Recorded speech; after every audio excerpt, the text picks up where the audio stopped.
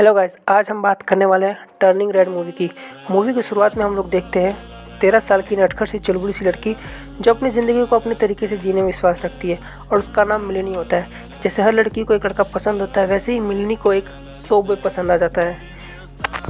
मिलनी उस लड़की को इतना पसंद करती है कि उसकी एक तस्वीर बना लेती है और अपने पास रख लेती है, जिसके कारण एक दिन उसकी माँ उस तस्वीर को देख लेती है और इमली पे काफ़ी भड़कती है।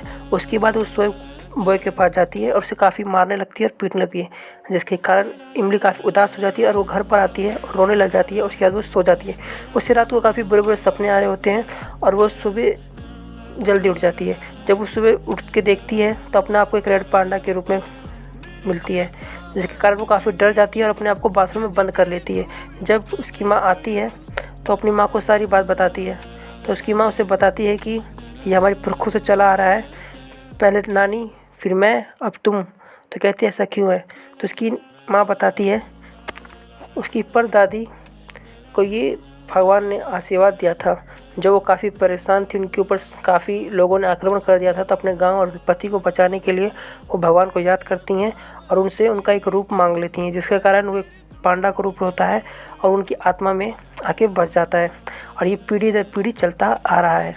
तो इस बात से इमली काफ़ी गुस्सा होने लग जाती है और कहती है इसे छुटकारा चाहिए मेरे को। तो उसकी माँ बताती है कि इससे छुटकारा तुम्हें मिल जाएगा पूर्णिमा की रात को, जो कि 25 तारीख को होती है। तब इमली कहती है तो काफ़ी वक्त है, अभी तो इसको 1 महीना बचा हुआ है। तो वो कहती है कि 1 महीना तो ऐसे निकल जाएगा, तुम इस पर ज़्यादा ध्यान मत दो। तभी हम देखते हैं कि इमली अपने दोस्तों को कह रही होती है कि 25 तारीख को तो एक 4 टम्स वाले आते हैं जो एक तरह के गायक होते हैं, जिसमें 5 लोग एक तरह से साथ में गाना बजाते हैं, जो कि 25 तारीख को भी होता है और 25 तारीख को पूर्णिमा की रात भी होती है, जिसके कारण इमली काफ़ी उदास हो जाती है। ये सुनकर मिलनी काफ़ी उदास हो जाती है। उसके बाद वो सोचती है कि अब इसे छुटकारा कैसे पाया जाए, तो अपनी माँ के पास आती है, फिर दोबारा बोलती है, तो उसकी माँ उसको फिर संतुष्ट कर देती है। फिर हम देखते हैं कि 25 तारीख आ चुकी है और उसकी नानी और उसकी माँ की सारी बहनें आई हुई हैं इमली में से सारे के सारे पांडाओं को निकालने के लिए।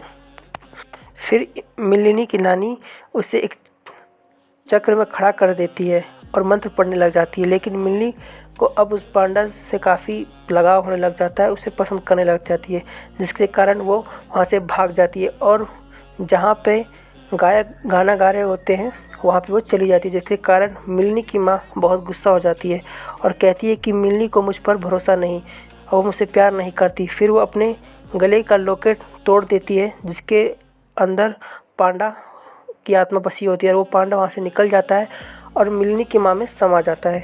और फिर उस मिलनी की माँ पांडा का रूप लेते हुए जहाँ पे लड़के गा रहे होते हैं वहाँ पे चली जाती है और मिलनी पे काफ़ी गुस्सा करने लग जाती है और वहाँ पे सब कुछ तहस नहस कर देती है, जिसके कारण मिलनी काफ़ी गुस्सा हो जाती है और अपनी माँ के मुंह पे जाके घुसा मार देती है, जिसके कारण उसकी माँ वहाँ पे गिर जाती है।